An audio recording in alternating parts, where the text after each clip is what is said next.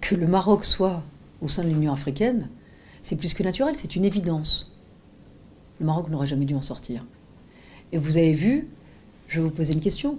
Donnez-moi une action majeure, une vision majeure de l'Union africaine depuis l'absence du Maroc dans cette organisation. Dans votre question, il y a la réponse. Voilà. Et donc, que le Maroc revienne au sein de l'Union africaine. D'ailleurs, vous avez vu que de nombreux pays ont demandé le retour et l'exclusion d'une entité, encore une, qui n'a aucune reconnaissance internationale. Donc, à un moment donné, ça serait bien qu'on reconnaisse le droit. On ne demande pas à ce qu'on soit gentil avec le Maroc.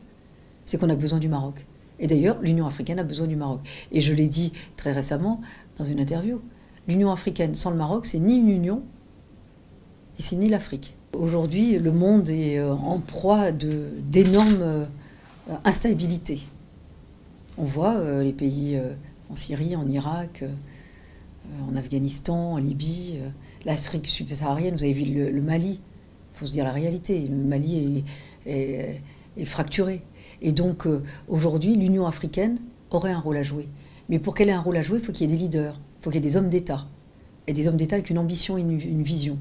Partout en Afrique subsaharienne, Sa Majesté le roi Mohamed VI est considéré comme un grand leader. Sa parole est entendue, elle est reconnue, elle est attendue. Donc aujourd'hui, l'Union africaine a besoin du Maroc. Regardez les alliances refondées, fortes, qui se sont de nouveau confortées avec la Chine, avec la Russie, très récemment. La place qu'a le Maroc au niveau du Conseil du Golfe. C'est quand même, c'est pas mineur tout ça.